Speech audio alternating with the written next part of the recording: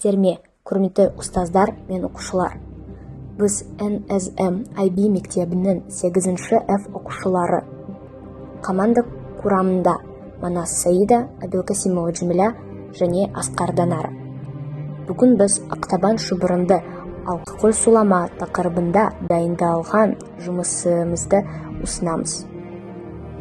Бұл оқиға үлкен қайғы қасіреттің шығындардың сонымен бірге халқымыздың төзімділігі мен өмір сүруінің символына айналды. 18-ші ғасырдың басында қазақ хандығының жағдайы өте күрделі болды. Ел жүздер мен сұлтандар арасындағы ішкі келіспеушіліктерден әлсіреді. Біртұтас билік болған жоқ. Бұл қазақ жерлерін сыртқы жауларға осал етті. Бұл жағдайды жоңғар хандығы пайдаланды, ол өз аумақтарын кеңейтуге тырысты. 1723 жылы жоңғарлар қазақ жеріне ауқымды шабуыл жасай бастады. Шабуыл кенеттен және жақсы ұйымдастырылды. Қазақ халқының басым бөлігі соғысқа дайын емес еді. Өйткені бұл бейбіт өмір мен көшпелі кезең болды.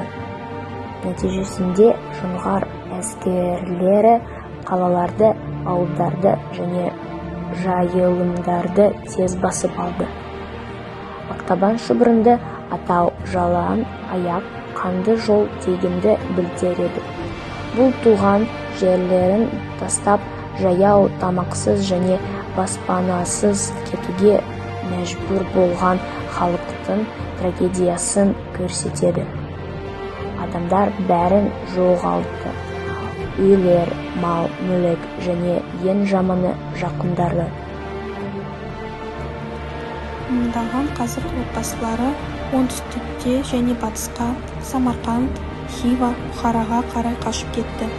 Көбісі жолда аштықтан, аурудан және суықтан қайтыс болды. Әсіресе балалар мен қарт адамдарға өте қиын тиді. Олар ұзақ жолды жаяу жүріп өтті. Көбінің аяқ киімі де болмады. Адамдар күндіз-түні қайда тоқтап, қалай аман қалатынын білмей, үміт пен үрейдің арасында өмір сүрді. Бұл көшу халықтың есінде ең ауыр кезең ретінде сақталды. Атаудың екінші бөлігі алкоголь сулама аңыз бойынша алкоголь көлінің маңында босқындар көп жиналған жермен байланысты. Ол жерде азық-түлік пен таза су жетіспеді, түрлі аурулар тарады. Шаршаған, әлсіреген адамдар эпидемия мен аштықтан жаппай қайтыс болды. Сондықтан алкоголь сулама қазақ халқы үшін үлкен қасірет пен азаптың символына айналды. Бұл қайғылы оқиға қазақ хандығының халық санына өте қатты әсер етті.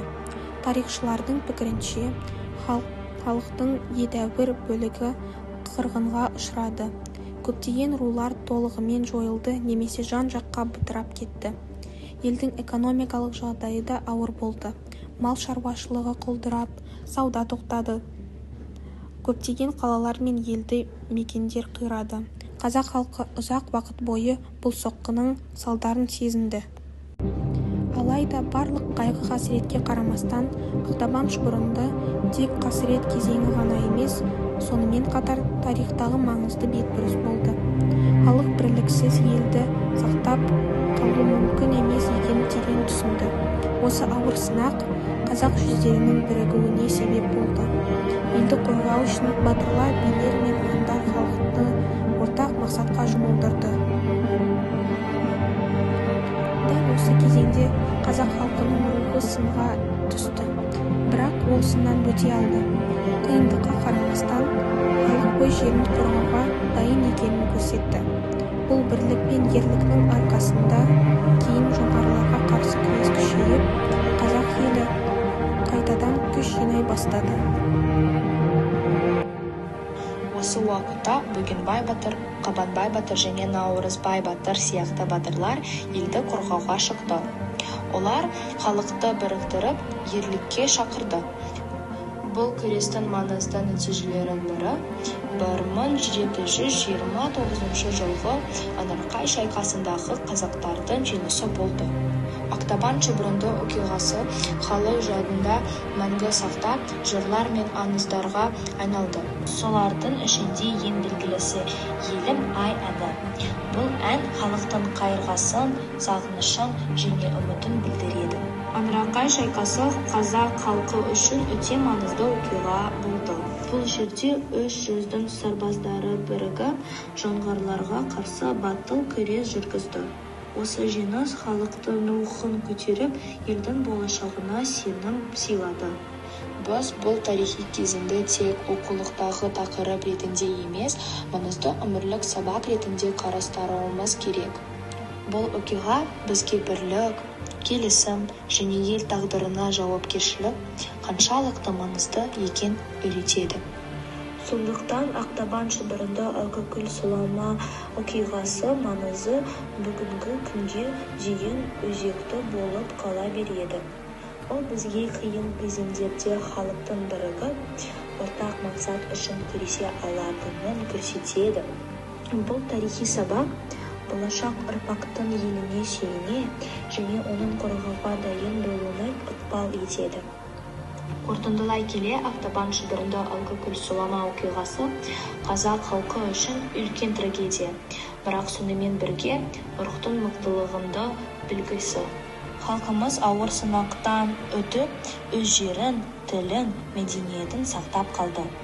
Осы оқиғаны есте сақтай отырып, біз бейбітшілік пен тәуелсіздіктің қадірін түсінеміз. Сіздің назарларыңызға рахмет.